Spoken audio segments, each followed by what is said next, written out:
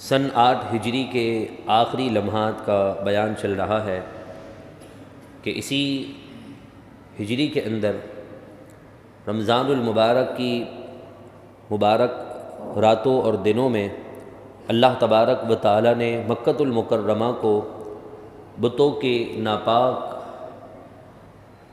قدموں سے اور مشرکوں کے ناپاک قدموں سے اللہ رب العزت نے مکۃ المکرمہ کو پاک فرما دیا تھا۔ پھر اس کے بعد جنگ اوطاس ہوئی اور پھر طائف کا محاصرہ کیا گیا، اور پھر اس کے بعد طائف کے بعد اللہ تبارک و تعالی نے اپنے محبوب کے ذریعے سے ہمیں یہ پیغام دیا کہ جب دین اسلام کے لیے، قرآن مجید فرقان حمید کے لیے اور اسلام کی سربلندی کے لیے آواز دی جائے تو اپنے بال بچوں کو، اپنے کاروبار کو چھوڑ چھاڑ کر دین اسلام کی سربلندی کے لیے جو آ جاتے ہیں، اللہ تعالیٰ انہیں کیسے انعام اور کیسی نعمتوں سے مالا مال فرماتے ہیں۔ طائف کے میدان کے بعد جب طائف ایک علاقہ تھا اور اس کے محاصرے کے بعد رسول اللہ صلی اللہ علیہ وسلم جب جعرانہ تشریف لائے تو وہاں غنیمت کے مالوں کی بڑی کثرت تھی۔ تاریخ میں لکھا ہے کہ 24,000 سے زیادہ اونٹ موجود تھے، 40,000 سے زیادہ وہاں پر بکرے اور بکریاں موجود تھیں، اور کئی من چاندنی اور سونے کے بڑے بڑے بسکٹس اور اینٹیں موجود تھیں۔ اللہ تعالیٰ نے ثابت قدمی اور دین کے لیے نکلنے کی برکت سے مسلمان مجاہدین کو یہ نعمتیں عطا فرمائی تھیں، جو ہجرت کر کے مدینہ منورہ میں رہ کر اپنی زندگی حضور پر قربان کرنے کے لیے تیار تھے۔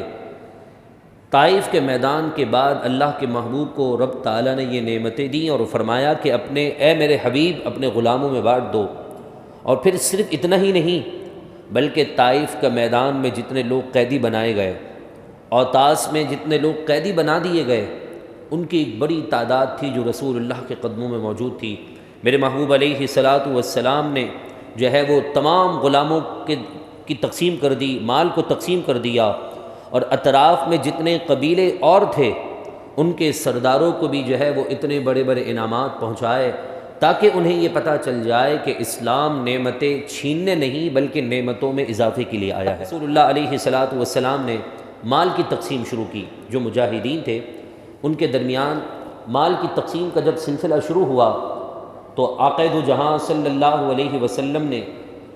اپنی نبوت والی نظر سے دیکھتے ہوئے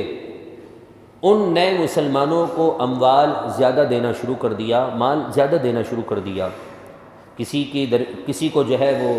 50 اونٹ مل رہے ہیں، کسی کو 300 بکریاں مل رہی ہیں، کسی کو سونے کے بڑے بڑے بسکٹ دیے جا رہے ہیں، چاندنی اتنا جو ہے وہ تقسیم کے ساتھ مل رہا ہے۔ تو ان انصار میں سے کچھ لوگوں کے دلوں میں مال کی محبت آ گئی، تو وہ کہنے لگے کہ یہ تو کوئی بات ہی نہیں ہوئی، جنگ ہم نے کی، تلواریں ہماری ٹوٹیں، تلواریں خون سے ہماری جو ہے وہ رنگین ہو چکی ہیں، لیکن رسول اللہ علیہ الصلاۃ والسلام کی یہ کیا حکمت ہے کہ جو ابھی نئے نئے مسلمان ہوئے ہیں میرے محبوب نے انہیں مال زیادہ دے دیا، حق تو ہمارا بنتا تھا۔ آپس میں یہ باتیں کرنے لگے تو رسول اللہ علیہ الصلاۃ والسلام کو اس بات کی خبر ہوئی، تو میرے محبوب علیہ الصلاۃ والسلام نے جو ہے وہ ان تمام انصار کو اپنے پاس جمع کر کے ایک خیمے میں جمع ہونے کا حکم دیا۔ سارے انصار جب ایک خیمے میں جمع ہو گئے تو میرے محبوب علیہ الصلاۃ والسلام نے فرمایا، کیا تم لوگوں نے ایسا کہا ہے جو میں سن رہا ہوں کہ نئے ان کو مال دے دیا، ہمیں کچھ نہیں دیا، ہمیں کم دیا، انہیں زیادہ دے دیا؟ لوگوں نے عرض کی، یا رسول اللہ، ہم میں سے سمجھدار لوگ جو سردار لوگ ہیں انہوں نے تو ایسی کوئی بات نہیں کی ہے، ہو سکتا ہے ہمارے قبیلے کے جو نئے مسلمان ہوئے ہیں ان کے دلوں میں یہ بات آ چکی ہو اور انہوں نے کسی سے یہ بات کہہ دی ہو، تو ہم اس پر آپ سے معافی کے طلبگار ہیں۔ میرے محبوب علیہ الصلاۃ والسلام نے پھر ان سے مخاطب ہو کر فرمایا، کیا تمہیں یہ بات پسند نہیں؟ کیا تم اس بات کی گواہی نہیں دیتے؟ کیا یہ سچ بات نہیں کہ تم پہلے گمراہ تھے اور اللہ نے میرے توسل سے تمہیں ہدایت عطا فرمائی؟ کیا تمہیں یہ بات پسند نہیں کہ میں اپنے آباء و اجداد یعنی حضرت آدم مکۃ المکرمہ کی طرف اشارہ کر کے میرے محبوب نے فرمایا کہ مکے سے مدینے کی طرف آیا ہوں، تمہارے درمیان رہ رہا ہوں، قیامت تک لوگ تمہارے چرچے کریں گے، تمہاری باتیں کریں گے، تمہارے کو ذکر خیر سے یاد کریں گے، تو کیا تمہیں یہ بات پسند نہیں؟ انہوں نے کہا کہ یا رسول اللہ، ہم اس بات پر اتفاق کرتے ہیں کہ ہم گمراہ تھے، ہم جو ہے وہ گمراہی کے دلدل میں پھنسے ہوئے تھے، اور آپ کے ذریعے سے اللہ نے ہمیں ہدایت دی، صرف ہدایت ہی نہیں بلکہ آپ کے قدموں کی جو مبارک خاک ہے اس کے صدقے سے اللہ تبارک و تعالیٰ نے ہمیں آنے والے مسلمانوں کے لیے ہدایت کا سرچشمہ بنا دیا ہے۔ ہمارے ہی نقش قدم پر لوگ ایمان لے کر آئیں گے تو اللہ تعالیٰ ان کا ایمان قبول فرمائے گا۔ پھر میرے محبوب علیہ الصلاۃ والسلام نے جتنی باتیں فرمائیں تو ہر بات کے جواب میں وہ یہی کہتے رہے، ہم سے غلطی ہو گئی، ہمارے لوگوں سے غلطی ہو گئی، یا رسول اللہ ہمیں معاف کر دیجئے۔ اللہ تبارک و تعالیٰ نے آپ کو ہمارے درمیان بھیج کر ہم پر بہت بڑا احسان فرمایا ہے۔ پھر میرے محبوب علیہ الصلاۃ والسلام نے فرمایا کہ اے انصار، تم لوگ یوں مت کہو کہ انہیں زیادہ ملا، انہیں زیادہ ملا، ہمیں کم ملا، بلکہ تم جواباً یہ کہو کہ یا رسول اللہ صلی اللہ علیہ وسلم، جب لوگوں نے آپ کو جھٹلا دیا تھا تو آپ نے ایسا کرم کیا کہ ہم لوگوں نے آپ کی تصدیق کی تھی، جب لوگوں نے آپ کو چھوڑ دیا تو ہم نے اپنے گھروں کے اندر آپ کو پناہ عطا فرمائی تھی، جب لوگوں نے آپ کو بے سر و سامانی کے اندر تنہا کر دیا تو ہم نے آپ کی مدد کی تھی۔ تو پھر یہ بڑے شرمندہ ہوئے اور کہنے لگے یا رسول اللہ ہمیں معاف کر دیجئے، ہمارے ادنا لوگوں کی وجہ سے آپ ہم سے ناراض نہ ہوں، ہمارا جو ہے وہ ہمارا دل اس بات پر گواہی دیتا ہے کہ آپ سچے رسول ہیں، آپ کے ہر حکم میں حکمت ہے، جیسا آپ کہیں گے ہم ویسے ہی کریں گے، نہ اس سے پہلے کبھی ہم نے آپ کے ذریعے سے مال کی کوئی حفظ رکھی ہے اور نہ ہی کبھی آئندہ رکھیں گے۔ رسول اللہ علیہ الصلاۃ والسلام نے پھر جو ہے وہ ایک بات بہت سیکریٹ انہیں کی، اور اس سے انصار کا سینہ اور بلند ہو گیا، انہیں بڑی خوشی ہوئی۔ اور انصار ان صحابی کو کہتے ہیں جو مدینہ منورہ میں پہلے سے ہی رہائش تھے۔ میرے محبوب مکے سے جب مدینے پہنچے تو جتنے لوگ مسلمان مدینے میں رہائش تھے، اہل مدینہ تھے، انہوں نے آنے والے مسلمانوں کا استقبال کیا تھا، ان کی مدد کی تھی، اور مدد عربی کے اندر نصر کو کہتے ہیں، اور پھر نصر کی جمع انصار ہے، یعنی بہت بڑا ایسا گروہ جو لوگوں کی مدد کرنے والا ہے۔ تو پھر انصار کو رسول اللہ علیہ الصلاۃ والسلام نے فرمایا کہ کیا تم لوگوں کو یہ پسند نہیں کہ سب لوگ یہاں سے جب گھروں کی طرف لوٹیں تو اپنے ساتھ مال لے کر جائیں، اپنے ساتھ دولت لے کر جائیں، اپنے گھروں کی طرف جائیں تو ان کے پاس مویشیاں ہوں، جانور ہوں، قیمتی اشیاء ہوں؟ کیا تمہیں یہ بات پسند نہیں کہ وہ گھر جائیں تو مال لے کر جائیں، اور جب تم گھر کی طرف لوٹو تو رسول اللہ کو ساتھ لے کر چلے جاؤ؟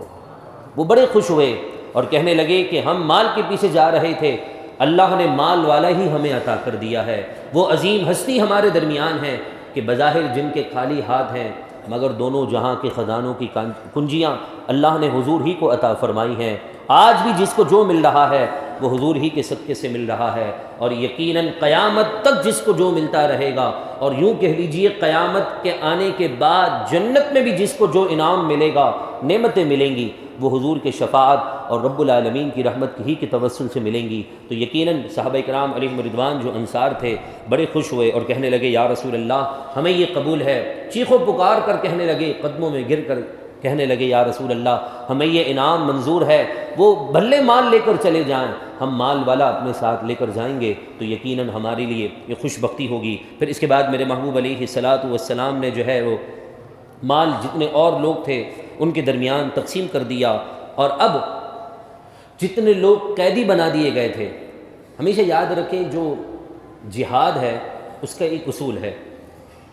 ہمارے یہاں پر دین کو نافذ کرنے کی بات جب کی جاتی ہے تو لوگوں کو برا لگ جاتا ہے، کہتے ہیں کہ اگر دین آ گیا، اسلامی قانون آ گیا، نظام مصطفیٰ آ گیا تو ہر دوسرا بندہ ہاتھ کٹا ہوا نظر آئے گا۔ نہیں، ایسا نہیں ہے۔ کہتے ہیں ہر دوسرے بندے کو جو ہے پتھر مار کر ہلاک کیا جا رہا ہوگا، ایسا نہیں ہے۔ اس کی بڑی سخت شرائط ہیں کہ ہاتھ اس کے کاٹے جائیں گے، کسی انسان نے عادل، نیک،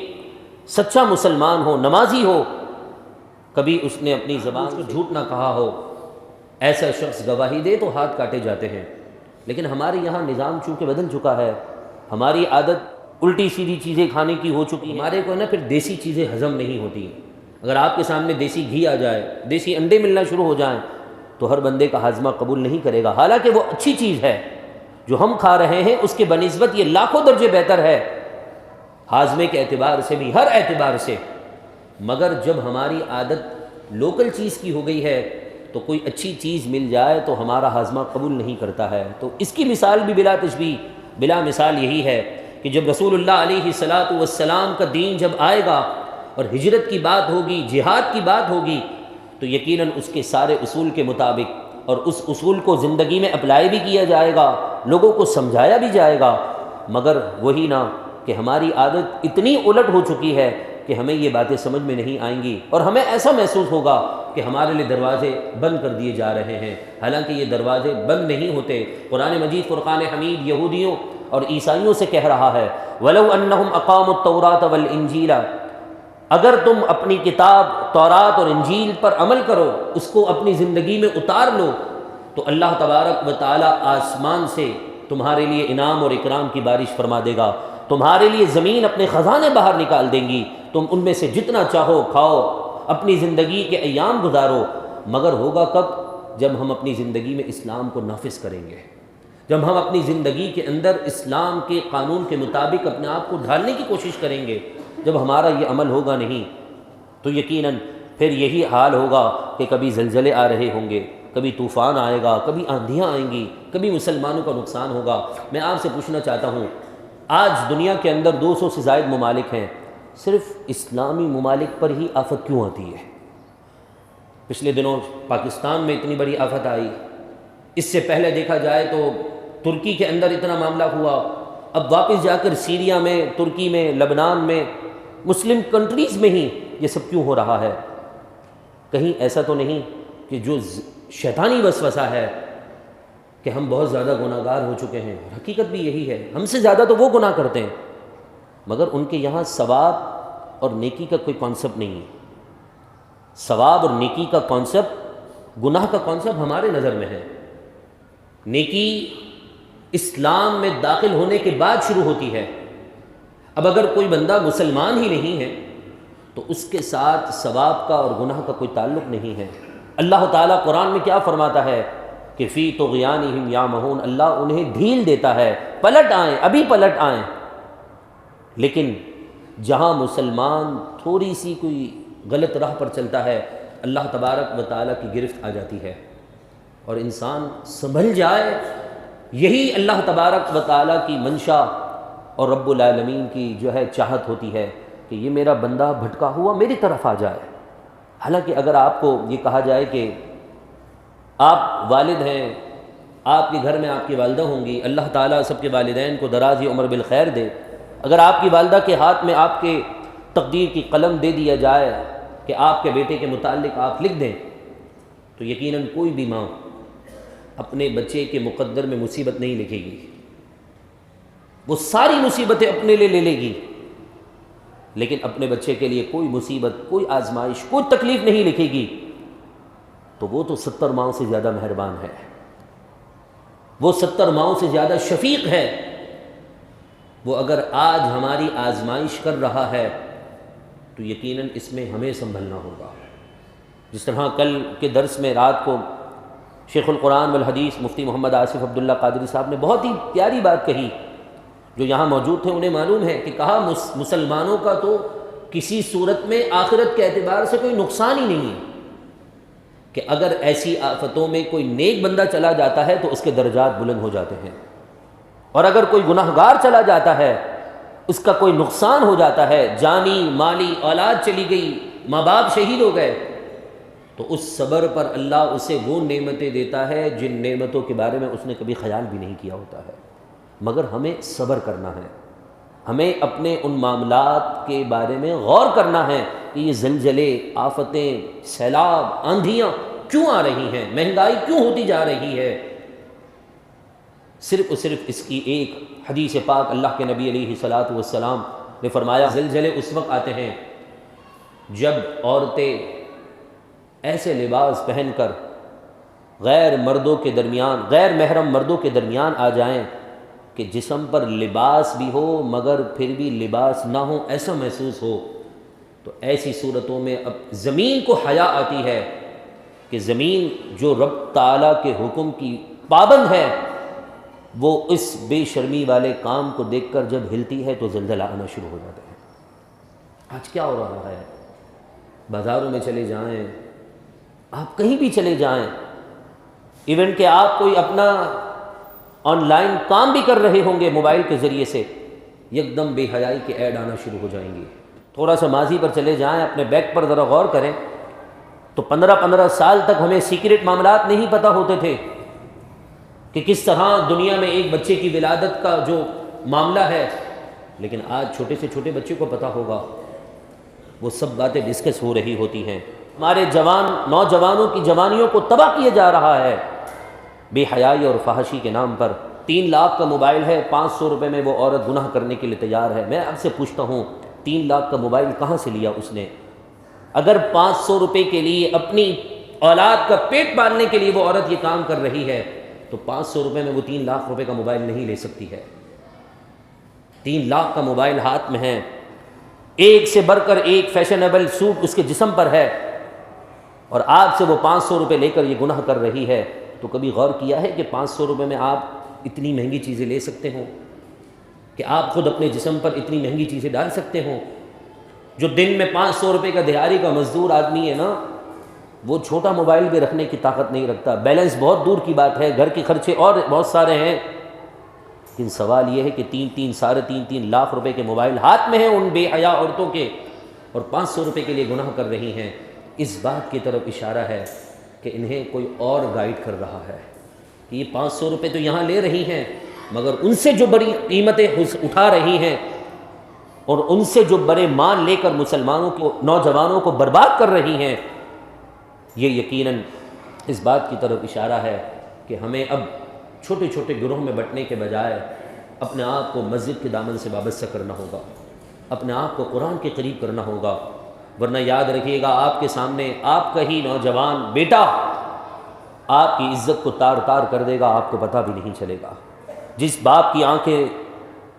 اپنی اولاد پر سخت ہوتی ہیں، پھر معاشرے کے سامنے اس کی آنکھیں جھکتی نہیں ہیں، اور جو باپ اپنی اولاد کے آگے بے بس ہو جائے اور اس کی نظریں اولاد کے سامنے جھک جائیں تو وہ وقت دور نہیں ہے کہ وہی اولاد اپنے ہی باپ کے آنکھوں کے سامنے اس کی عزت کا جنازہ نکال دے گی۔ لہذا ہمیں ہوش کے ناخن لینے ہوں گے۔ میری باتیں سخت لگ رہی ہوں، میں آپ سے معافی مانگنے کے لیے تیار ہوں، مگر خدا را اپنے جوانوں کی اور اپنے بہن بھائیوں، اپنی اولادوں کی عزتوں کی حفاظت آپ کے ہاتھ میں ہے۔ آپ اور میں اگر اپنے آپ کو نہیں بدلیں گے تو یقیناً تباہی کے ہم بالکل آخری اسٹیج پر کھڑے ہوئے ہیں۔ اللہ تبارک و تعالی سے دعا ہے رب العزت ہم سب کو ان باتوں پر عمل کی توفیق عطا فرمائے۔